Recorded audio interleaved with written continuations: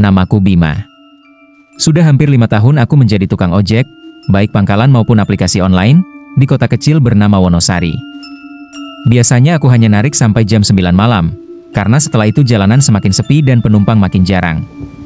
Namun malam itu entah kenapa aku masih saja menyalakan aplikasi, berharap mendapat satu orderan terakhir untuk menutup hari. Udara malam terasa lembab, samar bau tanah basah setelah hujan sore tadi. Lampu jalan di sekitar alun-alun kota berpendar kuning redup, memantul di aspal yang licin. Aku duduk di atas motor, membuka jaket untuk mengusir rasa gerah bercampur dingin. Di kejauhan, suara jangkrik dan sesekali gonggongan anjing menggema, menambah kesan sunyi. Aku sebenarnya paling enggan menerima order yang arahnya ke Jalan Karangjati, sebuah jalan pintas yang terkenal angker di kalangan warga.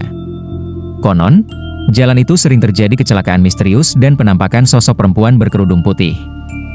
Teman-teman sesama tukang ojek juga sering memperingatkanku agar menghindarinya, apalagi jika sudah lewat pukul 10 malam. Tapi karena butuh uang tambahan untuk membayar cicilan motor, aku sering menutup telinga pada cerita-cerita seram itu. Di benakku, cerita hantu hanyalah bumbu yang dibesar-besarkan orang.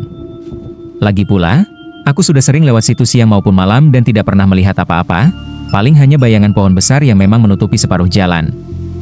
Tapi malam itu, ketika jarum jam di ponselku menunjukkan pukul 11:15, ada perasaan aneh yang tiba-tiba merayap di punggungku. Entah firasat, entah hanya lelah. Yang jelas, malam itu aku tak tahu bahwa perjalananku akan berubah menjadi pengalaman yang tak akan pernah kulupakan seumur hidup. Baru saja aku hendak mematikan aplikasi dan pulang, notifikasi di ponselku berbunyi nyaring. Sebuah orderan masuk, titik jemputnya berada di dekat sebuah gang kecil di ujung kota, tak jauh dari jalur menuju Jalan Karangjati. Nama penumpangnya, Ayu. Foto profilnya samar, hanya terlihat potongan wajah seorang perempuan dengan latar gelap. Aku sempat ragu. Nomor telepon yang tertera juga tampak tak aktif. Aku mencoba menelepon sekadar memastikan, tapi langsung masuk ke pesan suara. Aku menatap layar ponsel beberapa detik. Tarifnya lumayan tinggi untuk jarak yang tidak terlalu jauh. Dalam hati aku bergumam, ya sudahlah, ini mungkin rezeki terakhir malam ini. Dengan berat hati aku tekan tombol, terima, dan mengarahkan motor ke titik jemput. Gang itu sepi, hanya diterangi satu lampu jalan yang kedip-kedip seperti akan padam. Bayangan pohon waru menjuntai sampai ke bibir jalan, menambah suasana sendu. Dari kejauhan, aku melihat seorang perempuan muda berdiri sendirian. Ia mengenakan kerudung putih dan gamis abu-abu, membawa tas kecil di tangan kiri. Kulitnya pucat, dan matanya terlihat lelah atau mungkin sedih. Begitu aku berhenti di depannya, ia hanya mengangguk kecil tanpa banyak bicara. "Malam, Mbak." "Ayu, iya?" tanyaku pelan. Ia mengiyakan dengan suara hampir tak terdengar. "Iya, Mas." Aku menyalakan motor. "Lewat jalur kota biasa atau Karangjati?" tanyaku. Ia menunduk sejenak, lalu berkata lirih, "Karangjati saja, Mas." Lebih cepat, aku sempat terdiam. Biasanya penumpang perempuan enggan melewati jalan itu malam-malam. Angin malam bertiup pelan, membawa aroma wangi bunga Kamboja samar. Aku tak tahu dari mana asalnya karena tak ada kuburan atau pohon Kamboja di sekitar situ. Saat menoleh sekilas ke spion, aku melihat Ayu memeluk tasnya erat-erat, pandangan lurus ke depan, wajahnya semakin pucat di bawah cahaya lampu jalan yang redup. Perasaan tidak enak mulai menyelinap, tapi aku menguatkan diri. Hanya imajinasiku saja, pikirku, lalu memutar gas, melaju ke arah jalan angker yang katanya penuh cerita mistis. Motor melaju pelan meninggalkan gang sempit itu. Lampu kota yang sebelumnya masih tampak redup, kini benar-benar menghilang ketika kami memasuki jalan yang lebih sepi. Pohon-pohon besar berdiri di kiri kanan, rantingnya menjuntai menutupi sebagian jalan. Di antara sela daun, bulan sabit tampak pucat menggantung di langit. Udara mendadak terasa lebih dingin, seperti baru saja melewati pintu kulkas. Aku melirik spion sesekali. Ayu tetap diam, wajahnya tak pernah berpaling. Hanya kedua tangannya memeluk tas kecil di pangkuan. Rambutnya yang keluar sedikit dari kerudung tergerai oleh angin. Ada kilatan rasa iba, entah mengapa ia harus keluar malam-malam begini. Tapi rasa iba itu bercampur dengan kegelisahan yang makin tebal. Sepeda motorku berguncang halus ketika melewati lubang jalan. Aku ingat betul jalan Karangjati ini. Di siang hari saja terlihat suram, apalagi malam-malam begini. Banyak cerita beredar, mulai dari kecelakaan misterius, pengendara yang tiba-tiba melihat penumpang tambahan di belakangnya, hingga penampakan perempuan berwajah pucat yang minta diantar. Aku selalu menertawakannya. Tapi kali ini, entah kenapa, bulu kuduku meremang tanpa alasan jelas. Tiba-tiba, di tepi jalan, aku melihat bayangan seseorang menyeberang. Sekilas seperti anak kecil berlari membawa bola. Aku spontan mengurangi kecepatan. Tapi ketika kuperhatikan lagi, tidak ada siapa-siapa di sana. Pohon beringin tua di tikungan hanya bergoyang pelan diterpa angin.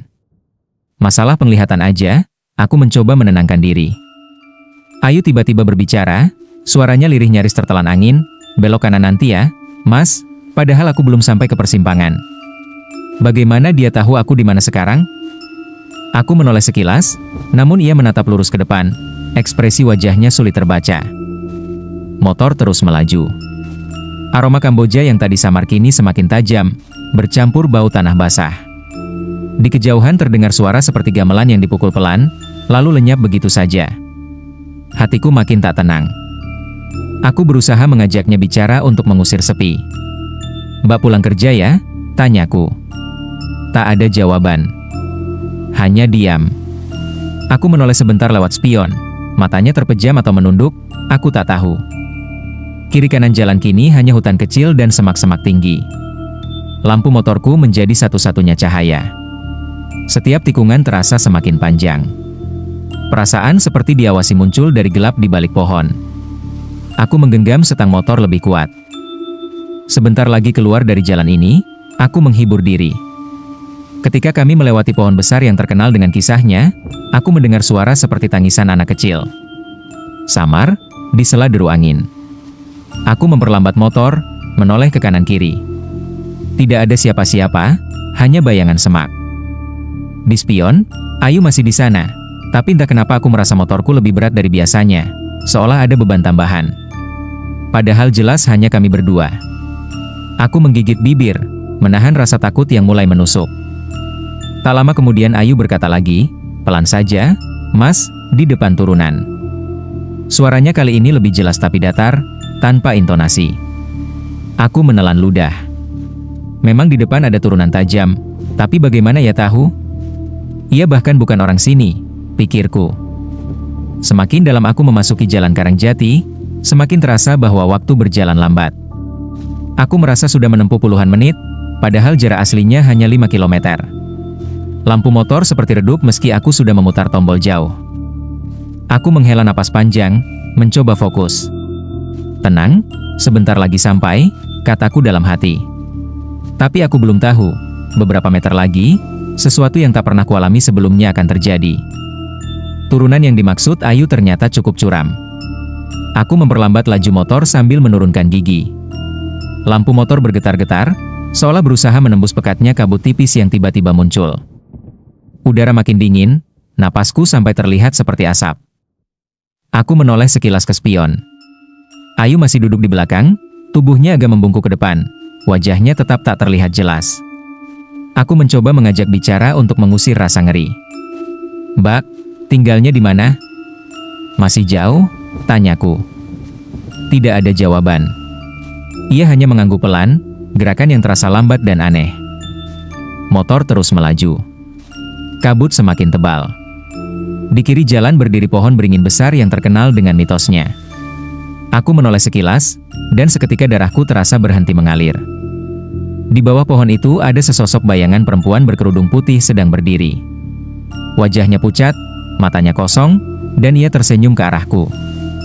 Aku spontan menoleh ke belakang untuk memastikan Ayu masih ada. Dan benar, jok belakang kosong. Aku langsung menghentikan motor mendadak. Ban berdecit, tubuhku hampir terpental ke depan. "Astagfirullah," aku teriak setengah mati. Tanganku gemetar memegang setang. Motor terasa ringan, seperti hanya aku seorang di atasnya. Aku melirik ke kanan kiri. Sunyi. Tidak ada siapapun. Jalanan kosong, kabut menggantung rendah. Hanya ada bau Kamboja yang makin tajam menusuk hidung. Aku turun dari motor, langkahku goyah. Di tanah, tepat di tempat Ayu duduk, tergeletak selembar selendang putih kecil, basah oleh embun. Aku memungutnya, terasa dingin seperti es. Ini, punyanya Ayu, gumamku. Dari kejauhan, suara itu datang lagi. Lirih, serak, terima kasih. Mas, aku menoleh ke arah suara. Di bawah pohon beringin, sosok perempuan berkerudung putih tadi berdiri kaku. Kini aku bisa melihat jelas, itu Ayu, atau mungkin arwahnya. Wajahnya pucat, matanya menatapku penuh sedih. Lalu, seperti asap, sosok itu memudar perlahan, tersapu angin, lenyap begitu saja. Aku merinding sampai tulang. Tangan dan kakiku dingin. Motor yang tadinya menyala mendadak mati. Aku mencoba menyalakan berkali-kali, tapi hanya bunyi, klik, tanpa respons. Angin berhembus kencang, membawa suara seperti orang menangis bercampur ketawa samar. Di semak-semak, aku merasa ada banyak mata mengintip dari balik gelap. Aku mengusap wajah, berulang kali beristighfar. Dalam kepanikan, aku berteriak memanggil Ayu, berharap ia muncul kembali. Tidak ada jawaban. Hanya suara jangkrik yang tiba-tiba berhenti, digantikan kesunyian yang memekakan telinga. Aku memutuskan untuk menuntun motor, meninggalkan tempat itu. Namun setiap langkah terasa berat, seolah jalan memanjang tak berujung. Di belakangku terdengar suara langkah pelan mengikuti, padahal jelas aku sendirian. Sesekali terasa hembusan napas dingin di tengkuku. Akhirnya aku berhenti, berjongkok di tepi jalan, menutup wajah dengan kedua tangan. Selama beberapa detik aku berusaha menenangkan diri, menarik napas dalam-dalam. Ketika ku buka mata, kabut mulai menipis. Lampu motor tiba-tiba menyala sendiri, seperti baru saja dihidupkan. Aku buru-buru menaiki motor lagi, mesinnya kali ini mau hidup. Aku memutar gas sekencang-kencangnya, tak peduli jalan berlubang atau tikungan tajam. Suara angin berdesing di telingaku. Dari spion aku sempat melihat sekilas, di belakangku, jauh di bawah pohon beringin, ada sosok putih berdiri, melambaikan tangan perlahan. Entah menyapa, entah mengantar. Aku terus ngebut sampai keluar dari jalan Karangjati.